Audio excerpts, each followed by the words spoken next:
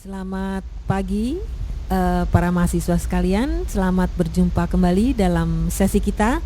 Jadi kita masih ada yang ini adalah yang kelima, jadi masih ada sesi ke-6 dan ke-7. Pada sesi ini kita kedatangan dua pembicara. Yang pertama adalah Ibu Ninu Widiantoro. Beliau akan membahas mengenai masalah seksualitas pada orang muda.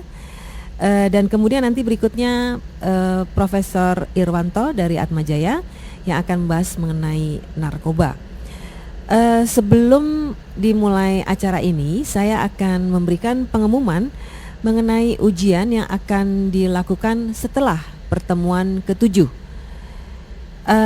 Karena agak rumit, kita akan melakukan tryout terlebih dahulu. Jadi untuk minggu depan, Kamis tanggal 22 Maret, itu acara adalah offline. Artinya Anda belajar dengan modul dari KPA yang sudah ada di dalam Skele. Jadi tidak ada kuliah tatap muka. Namun demikian Anda akan belajar sendiri dari modul. Dan sebelum Anda belajar, itu kita akan melakukan tryout ujian. Moga-moga para fasilitator dan koordinator sudah hadir di site. Jadi mekanismenya adalah demikian. Fasilitator dan koordinator site itu akan mendapatkan password dari kami dan ujian itu akan dijadwalkan. Karena mahasiswa ini terlalu banyak, kalau berbarengan mengisi atau akses ke Skele berbarengan, itu akan jam ya, akan terjadi hambatan. Karena itu kita akan membagi jadwal ujiannya. Jadi jadwal tryout ya. Jadi Kamis tanggal 22 Maret itu Anda akan melihat ada jadwal tryout. Jadi masing-masing universitas mendapatkan slot waktunya dan hanya pada saat itulah kalian bisa akses ke soal tryout ujian. Nah, jika ada mahasiswa yang tidak bisa hadir, mungkin barangkali karena ada kelas atau ada hal yang lain, mahasiswa tersebut harus lapor pada koordinator site atau fasilitator dan mereka akan melaporkan nama-nama anak yang tidak bisa tidak bisa hadir pada saat ujian tersebut. Kemudian kapan kira-kira waktunya yang diinginkan sesuai dengan jadwal keseluruhan. Ya, nanti setelah kita terima data itu, kita akan memberikan password untuk mahasiswa tersebut. Jadi mereka bisa ganti waktu. Harapannya adalah tidak banyak, jadi hanya beberapa mahasiswa. Jika banyak tentu saja kita harus bahas tersendiri. Karena prinsip dari pembagian waktu ujian atau waktu tryout ujian ini adalah supaya tidak berbarengan masuk pada waktu yang bersamaan. Demikian kira-kira pengumuman kami. Nanti kita akan saya umumkan lagi di tengah-tengah ya, karena saat ini saya lihat beberapa universitas juga belum banyak mahasiswanya.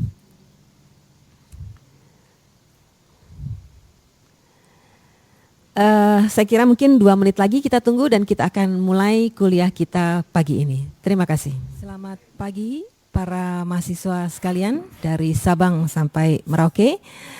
Pada sesi kali ini kita akan membahas mengenai 2 perilaku berisiko yang menjadi faktor utama pada orang muda dalam masalah penularan HIV. Sesi yang pertama ini akan diisi oleh Ibu Ninu Widiantoro. Beliau adalah seorang psikolog dan aktivis kesehatan reproduksi dan saat ini beliau akan membahas mengenai seksualitas pada orang muda. Kami persilahkan Ibu Ninu. Selamat pagi para mahasiswa. Seperti disampaikan Ibu Rita, topik pagi ini adalah seksualitas orang muda. Yang disebut orang muda atau bahasa kerennya young people itu adalah mereka yang berusia remaja maupun dewasa muda. Jadi cakupannya cukup luas antara antara usia 10 sampai 24 tahun. Saya kira para mahasiswa yang hadir saat ini termasuk kategori itu. Baiklah, kita sekarang akan memulai dengan definisi apa itu sehat terlebih dahulu, ya. Jadi seperti dilihat ini adalah definisi sehat menurut Badan Kesehatan Dunia atau WHO. Sehat adalah suatu keadaan sejahtera secara fisik, mental, dan sosial. Artinya, sehat tidak hanya suatu keadaan terbebas dari penyakit saja, ya. Contoh dari sehat secara fisik itu adalah misalnya Anda sekalian tidak mengalami penyakit yang berarti. Ya kalau misalnya cuman flu, kadang-kadang sakit perut sedikit, pusing, itu tidak termasuk kategori yang membahayakan ya. Sedangkan sehat secara mental ini artinya bahwa Anda tidak mengalami tekanan, baik dari orang tua maupun dari masyarakat sekitar termasuk budaya. Ya, karena apa? Karena kadang-kadang adat dan budaya itu juga bisa menjadi faktor penekan. Misalnya nggak boleh ini, tidak boleh belajar tentang seks, itu adalah dosa dan sebagainya.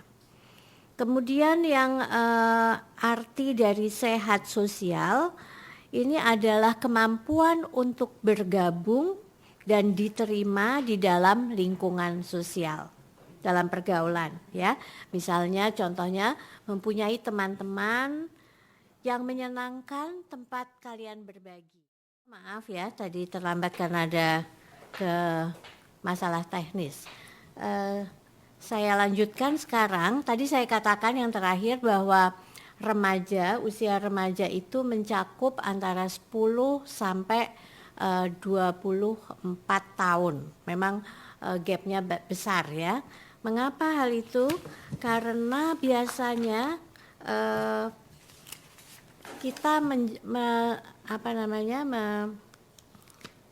kita mulai memasuki persoalan kesehatan reproduksi itu setelah adanya perubahan yang nyata baik fisik maupun emosional ya pada remaja, ditandai dengan menstruasi pada anak perempuan dan pada anak laki-laki mimpi basah ya, itu mulai menandai kesehatan reproduksi. Baiklah, sekarang apa yang disebut definisi dari kesehatan reproduksi sendiri, apakah itu? Jadi kesehatan atau definisi sehat yang tadi yang meliputi fisik, mental, sosial pada kesehatan reproduksi ini diterapkan pada semua hal yang berkaitan dengan sistem reproduksi ya, baik organ-organ reproduksi, fungsinya apa, prosesnya bagaimana proses menstruasi, bagaimana proses kehamilan, itu dibicarakan pada kesehatan reproduksi. Nah, ini sekilas mengenai apa yang disebut kesehatan remaja. Ya, mulai dari usia, tadi usianya sudah ya 10 sampai 24 tahun. Nah, remaja itu merupakan masa peralihan dari anak-anak, masa kanak-kanak menuju masa dewasa. Ya. Nah, dalam kehidupan reproduksi maka di situ juga banyak terjadi perubahan-perubahan. Jadi perubahan bukan hanya tadi dikatakan secara fisik, misalnya adanya menstruasi, mimpi basah, kemudian juga ditandai oleh perubahan-perubahan fisik lainnya, misalnya mulai tumbuhnya bulu-bulu halus ya di sekitar ketiak dan organ intim baik pada anak perempuan maupun pada anak laki-laki. Kemudian pada anak perempuan ditandai dengan adanya tumbuhnya payudara. Anak laki ditandai dengan adanya jakun yang kemudian menimbulkan suara yang berbeda dari suara ketika anak-anak, ya. Baiklah, sekarang selanjutnya apa itu kesehatan seksual?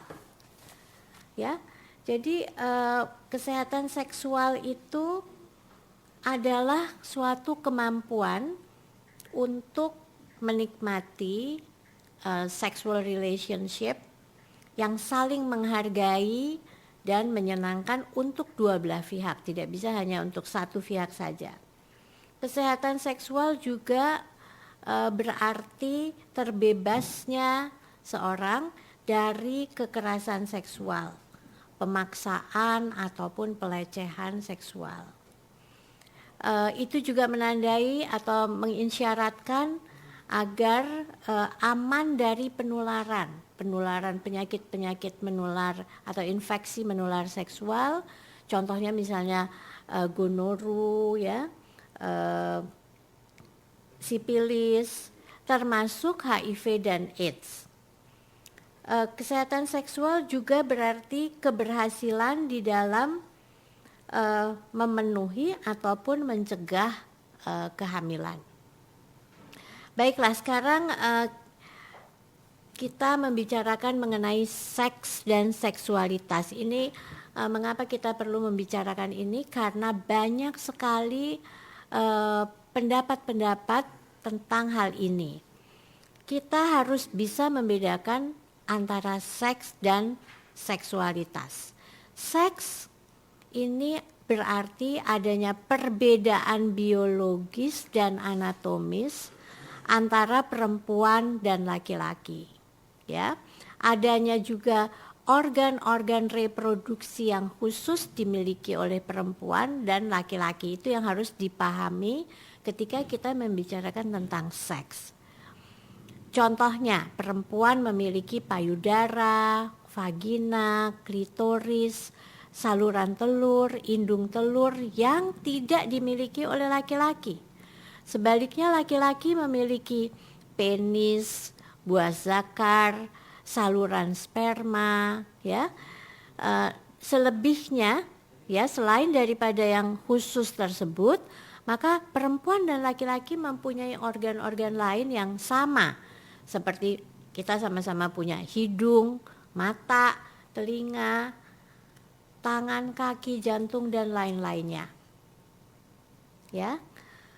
Baiklah, untuk itu memang kita perlu mengetahui apa alat-alat itu, bagaimana bentuknya, ya. Ini contohnya organ reproduksi laki-laki. Ketika kita membicarakan organ reproduksi laki-laki, maka itu ada organ-organ yang letaknya di luar. Jadi karena di luar bisa dilihat, bisa diraba, bisa dipegang, ya. Yaitu yang di luar terdiri dari penis dan buah zakar. Yang dua itu yang kayak kembar itu buah zakar, ya. Nah, itu yang kelihatan di luar. Selebihnya alat-alat reproduksi laki-laki yang terletak di dalam itu, misalnya yang tidak kelihatan, ya, itu adalah saluran sperma. Gimana sih makanya gue nggak tahu. Saluran sperma tuh ini. Gimana sih? Oke, ya, itu di dalam ini, di dalam penis itu kita lihat ada saluran, ya. Saluran, begitu juga asalnya sebenarnya dari buah zakar. Dari buah zakar itu ada saluran masing-masing satu, ya, ke atas melalui uretra, bladder itu adalah saluran kencing, ya, melewati apa yang disebut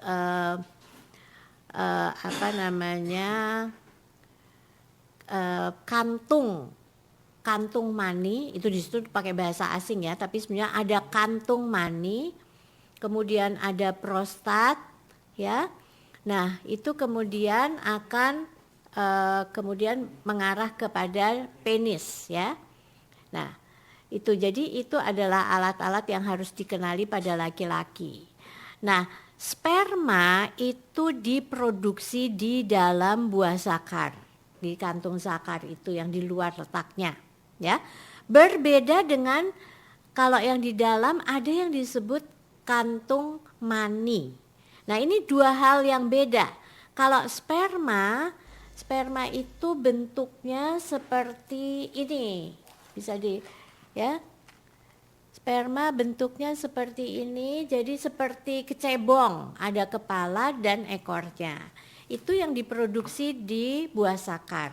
Sedangkan pada kantung mani di situ itu cairannya, ya cairannya.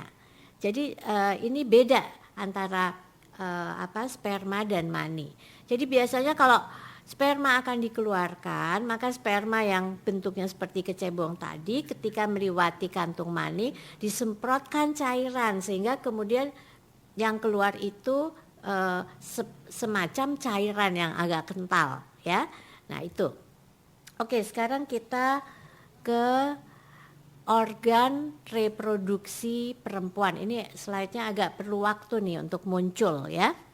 Sama seperti pada laki-laki, maka pada perempuan juga ada organ yang di luar letaknya, karena di luar jadi bisa dilihat dan bisa diraba, bisa diurus ya.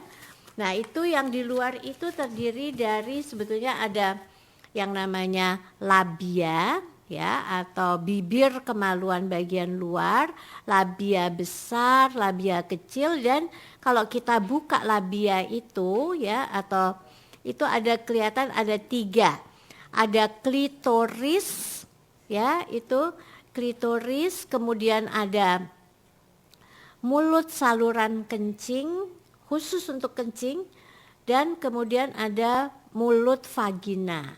Mulut vagina itu agak besar dibandingkan dengan saluran kencing ya, karena itu terpisah. Jadi pada vagina menstruasi lewat situ, kalau misalnya nantinya Anda berhubungan seks lewat situ juga, bukan yang saluran di atasnya ya.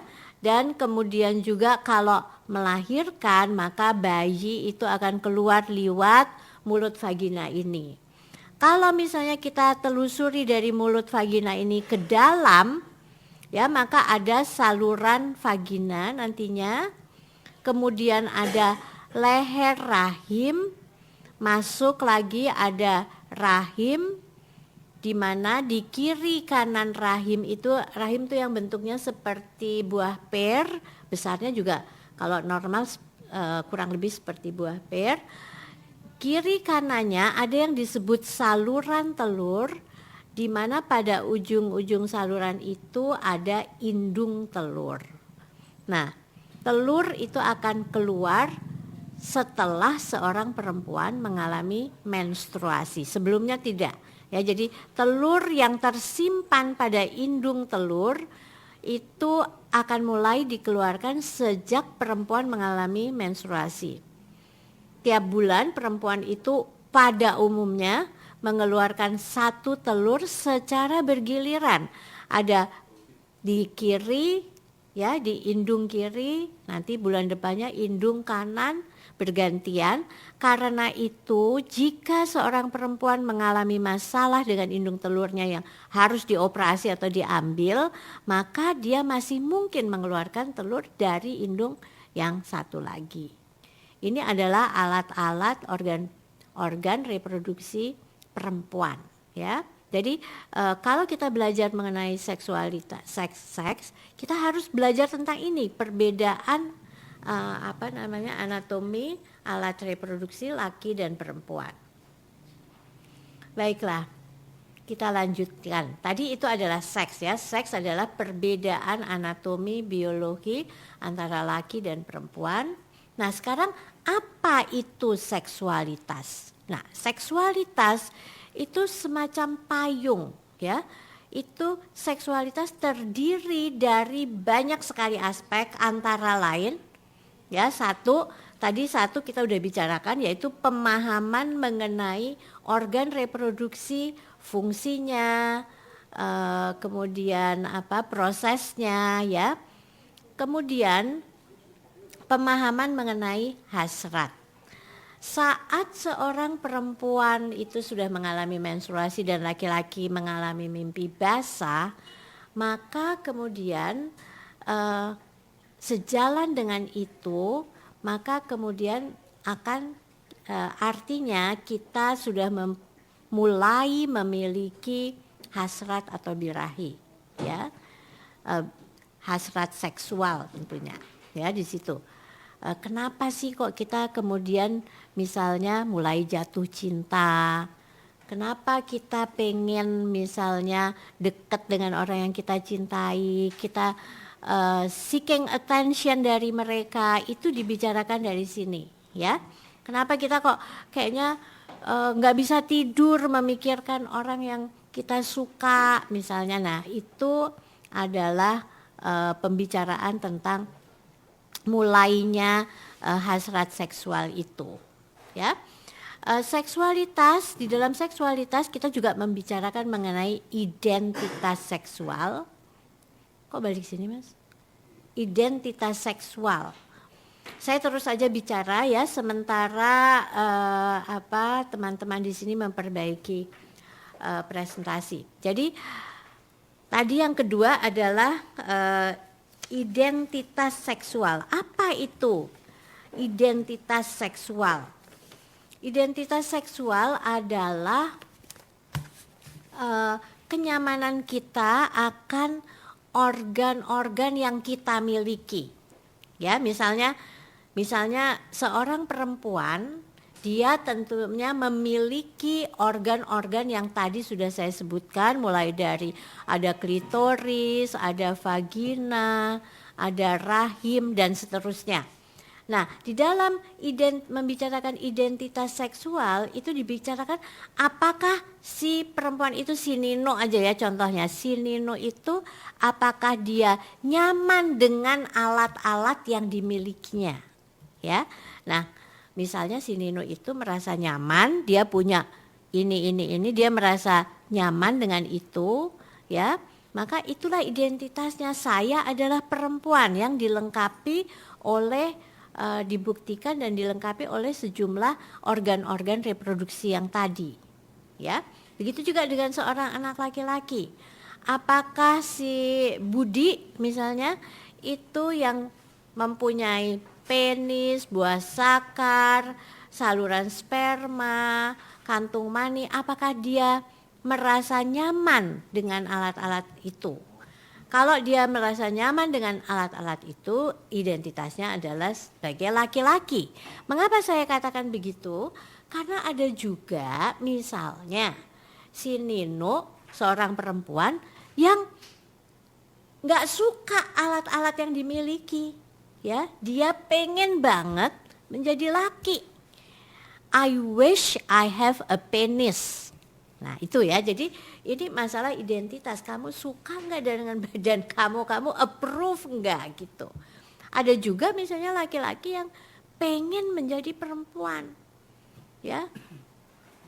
Dia kemudian sampai-sampai dia harus mengoperasi dirinya. Padahal yang dioperasi itu biasanya yang bisa dirubah adalah yang di luar, ya. Hanya yang luar aja. Tidak berarti kalau misalnya pada seorang laki-laki yang ingin mempunyai alat-alat perempuan, yang bisa dirubah itu mungkin tampilan luar aja. Sedangkan yang di dalam misalnya rahim dan sebagainya itu nggak bisa dibentuk, ya. Jadi meskipun dia yang bisa dioperasi itu di luar, dia nggak akan bisa hamil dan sebagainya, karena organ-organ yang di dalam yang lebih complicated dan rumit sampai saat ini belum bisa dirubah. Nggak tahu nanti kalau di masa depan bagaimana, ya. Itu yang identitas seksual. Sekarang apa itu orientasi seksual? Itu pembicaraan di dalam seksualitas, orientasi seksual. Nah, orientasi seksual itu adalah tentang ketertarikan, Ya, tadi kita udah ngomong birahi ya. Jadi kalau misalnya seorang perempuan tertarik kepada seorang laki-laki ya, orientasinya adalah heteroseksual karena dia tertarik atau mencintai ya seorang yang mempunyai organ berbeda dari dia.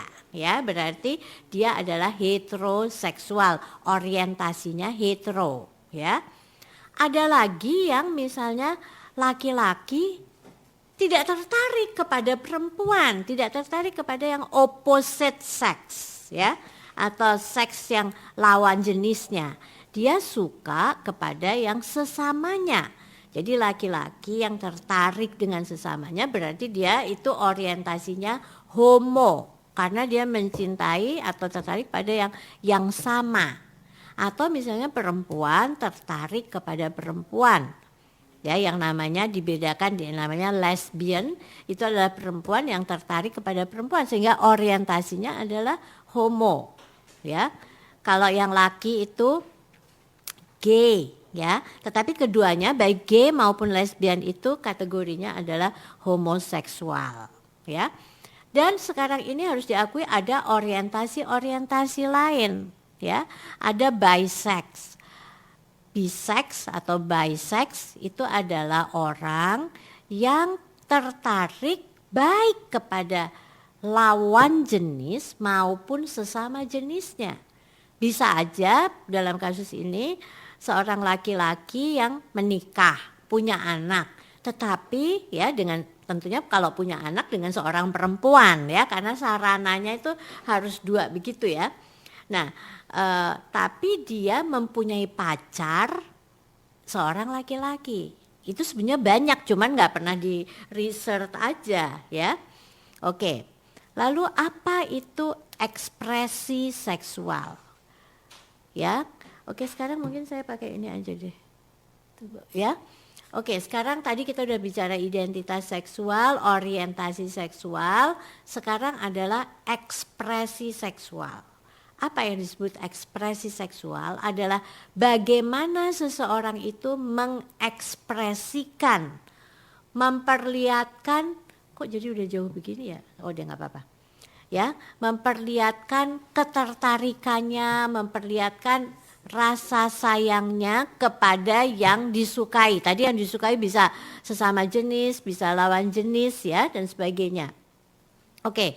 Nah, ekspresi ini kemudian bisa dia itu bersifat aman. Dalam ekspresi saya ingin bicara mengenai aman dan tidak aman ya, untuk menyambung kuliah. Please enter your conference ID. Pak siapa? Press the pound Kuliah key when complete. Dari Pak Zubairi ya. Jadi aman dan tak aman ya. Maka kemudian ekspresi yang aman itu adalah ekspresi seksual yang tidak membahayakan dirinya maupun partnernya, ya. Jadi misalnya memandang mesra atau misalnya bicara mesra, pakai SMS mesra, BB-an mesra, itu kan nggak bahaya apa-apa ya. Begitu juga bergandengan tangan misalnya ya, itu juga tidak apa-apa ya. Berpelukan, bahkan misalnya ciuman ya, itu nggak bahaya itu ya. Jadi bisa tuh menulis surat mesra, ciuman mesra ya di pipi, di kening, itu nggak bahaya ya. Cara mengekspresikan hasrat itu juga bisa berdampak positif ya, memberi rasa nyaman, semangat hidup, kebahagiaan.